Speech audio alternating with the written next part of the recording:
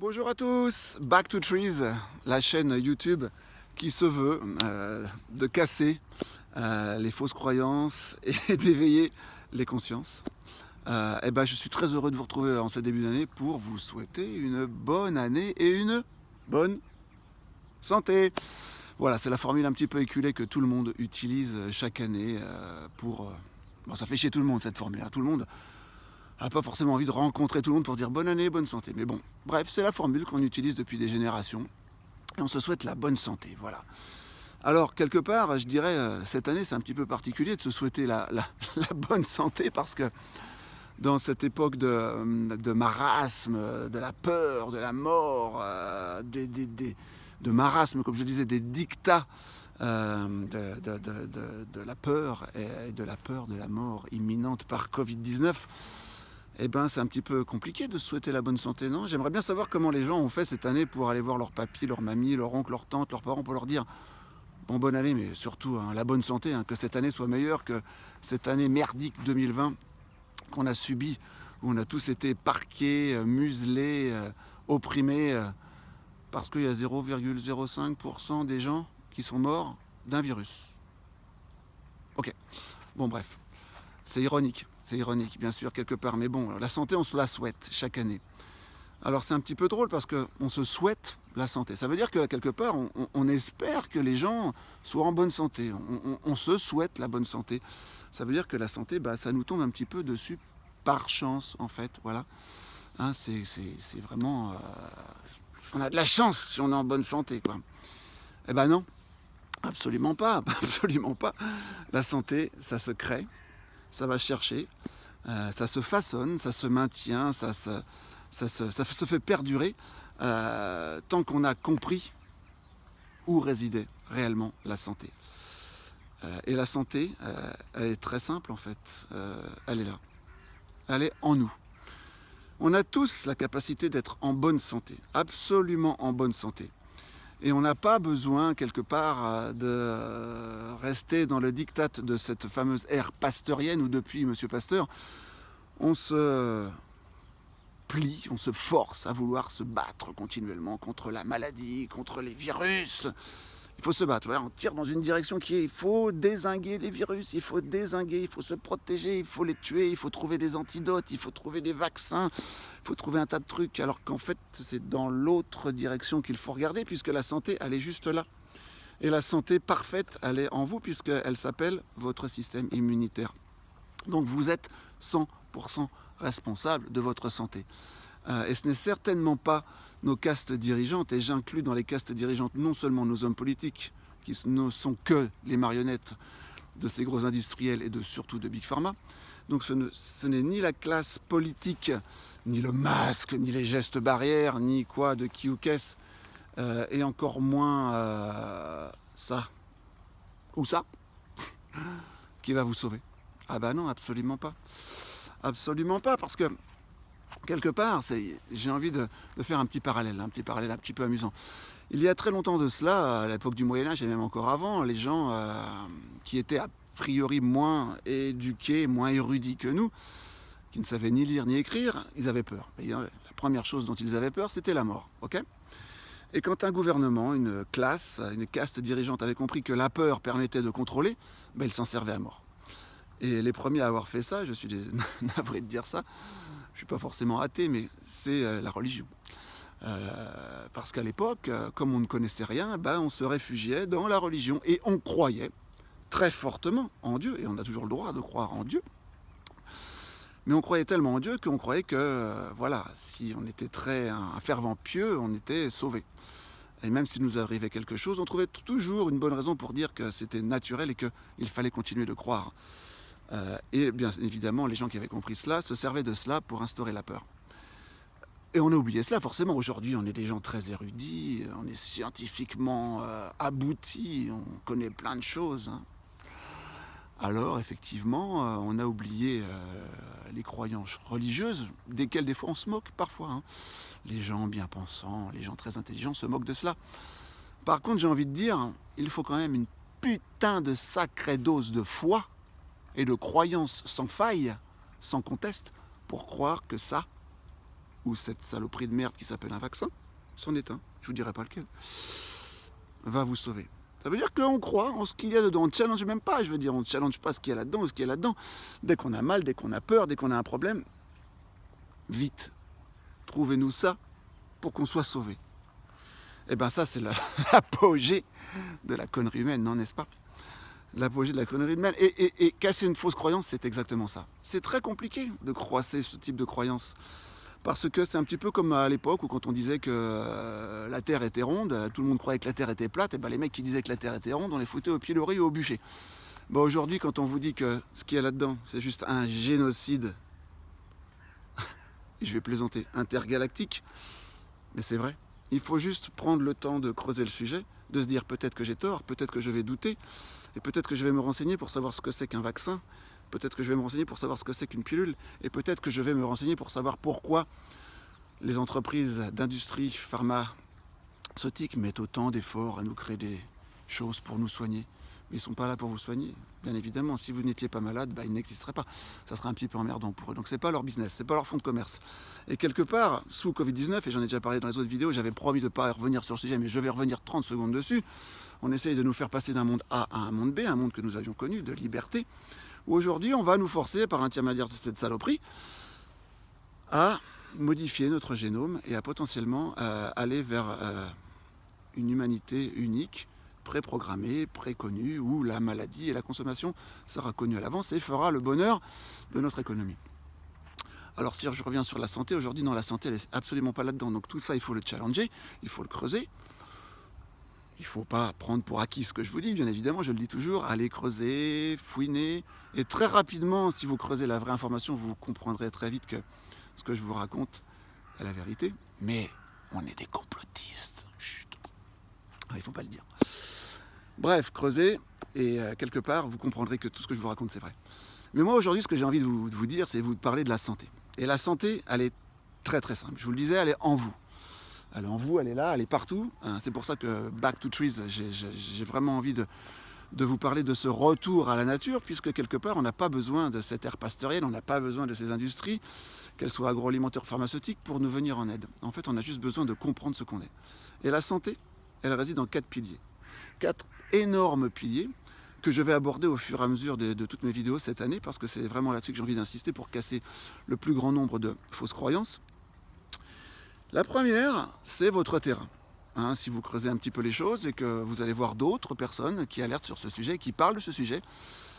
Personnellement, je suis très investi dans ce sujet. Je travaille dans l'industrie de la santé depuis maintenant plus de 20 ans, heureusement ou malheureusement, et je m'intéresse réellement à la physiologie. C'est pour ça que je me permets aujourd'hui de vous donner quelques infos, et puis vous en ferez ce que vous voudrez, bien évidemment. Donc, règle numéro 1, votre terrain. Votre terrain, c'est ce que vous êtes. C'est votre patrimoine génétique, ce qu'on vous a donné, ce que vos parents vous ont donné, ce que vous êtes, votre moi profond, comment vous êtes constitué, quelles sont vos faiblesses, vos forces. Et le simple fait de connaître son moi profond, de connaître son terrain, son identité, parce que je vous rappelle que nous sommes des êtres uniques, à ADN unique. Et j'ouvre une petite parenthèse, rien que le fait de dire que nous sommes des êtres uniques, il est bien évidemment que essayer de chausser un 36 dans tous les pieds de la planète, ça n'ira pas. Ça sera même très destructeur. Donc vous êtes des êtres uniques. Et quand vous avez compris ce que vous êtes, que vous avez une perception, vous commencez à pouvoir agir dessus. Et à pouvoir modifier votre terrain pour l'améliorer.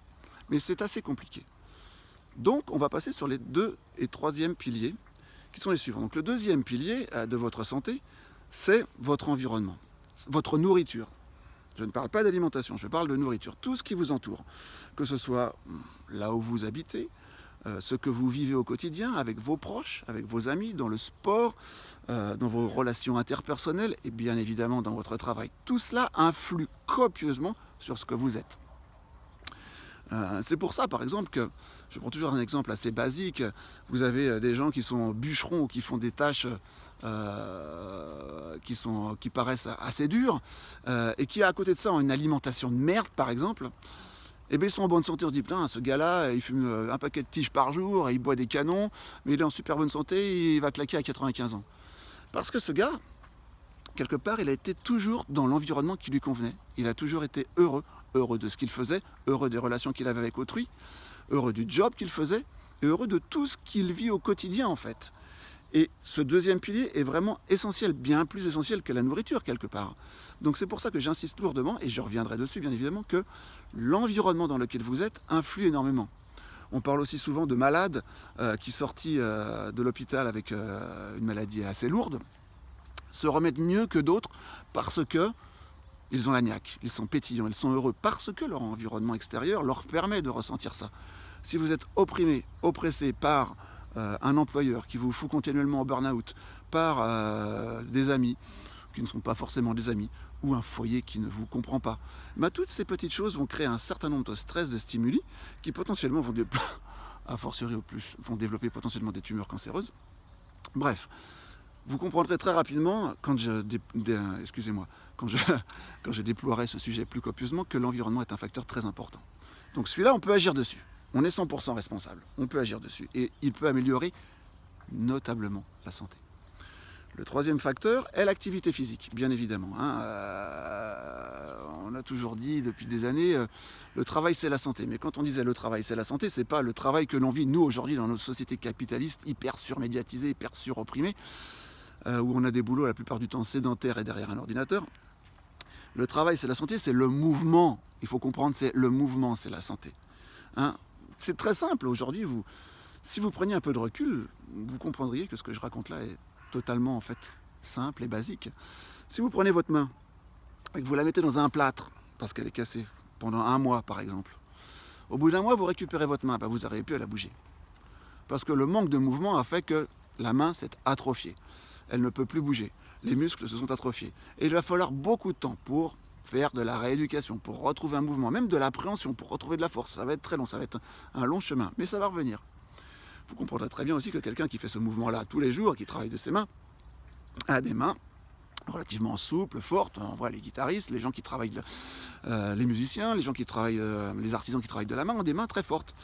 Alors c'est un exemple très simple, mais le corps agit de la même manière. Vous avez bien vu que quand vous êtes cassé une jambe, une cheville, vous avez des problèmes, vous allez en rééducation, voir un kiné, etc. C'est le mouvement. Et le mouvement est une source très simple de bonne santé. C'est ce qu'on appelle la capacité hormétique. Alors bien évidemment, si vous travaillez votre main comme un dingue tous les jours, à force, forcément vous allez développer d'autres maladies, d'autres symptômes, parce que vous dépassez votre capacité d'adaptation. Il faut juste rester dans une marge correcte qui est je dépasse juste ma capacité adaptative pour challenger mon mouvement. Et le simple fait de faire du mouvement va opérer, et je ne vais pas revenir sur ce sujet-là maintenant parce que c'est un petit peu court. Je rappelle que l'objectif de Back to Tree, c'est de faire des vidéos de 10 ou 15 minutes, mais le mouvement, c'est la manière la meilleure de pouvoir entretenir votre santé. À tout niveau, santé physique, santé neurologique, santé bien évidemment respiratoire, qui est votre émonctoire principal. Donc, c'est pas juste, ok, je prends des bonnes résolutions, je vais faire un petit peu de sport, je vais courir comme un âne tous les jours. Non, c'est pas du tout ça. C'est d'avoir une activité physique qui vous permet de faire ressentir à votre corps que vous progressez. Vous tapez un petit peu dedans pour élargir votre capacité d'adaptation. Mais le mouvement, c'est réellement la santé. Et bien évidemment, le 4e pilier, c'est l'alimentaire. Je ne vais pas revenir dessus, j'en ai déjà parlé 200 fois. Vous savez très bien que, pour ceux qui me connaissent, que je suis un fervent adepte de l'alimentation crue, à filière courte, fruits, légumes en abondance et surtout les jus qui apportent l'essentiel macronutritionnel dont vous avez besoin pour que tous vos systèmes, qu'ils soient immunitaires, nerveux central, émonctoires, neurologiques, j'en ai parlé, endocrinien, le système lié aux hormones, pour que tout cela fonctionne de manière au top, au taquet, bien pétant, bien pétillant, c'est l'alimentaire. Alors, si on reprend le terrain, ce que vous êtes, votre environnement, ce que vous vivez, avec qui vous vivez, comment vous vivez. 3, le mouvement, la respiration, le plein air, l'activité physique. 4, l'alimentaire. Si on prend ces 4 piliers et qu'on les creuse vraiment, parce que là j'en parle de manière très rapide, de manière très succincte et de manière très naïve, on va dire très vulgarisée, si vous creusez ces 4 piliers, et on le fera tout au long de l'année ensemble, pour casser encore des fausses croyances et éveiller à un meilleur relationnel avec ces 4 piliers, vous comprendrez très rapidement qu'avec ces 4 piliers, on a 100% de santé. 100% de santé. Alors bien évidemment, il y en a qui vont dire: «Oui, mais moi je connais un mec, il est en stade terminal d'un cancer, je connais quelqu'un qui a un diabète de type 2». Bref, on va me sortir un tas de maladies graves, certes, où là, oui, quand on est arrivé à ce stade, on a besoin de la médecine urgentiste, la médecine hospitalière ou d'un certain traitement.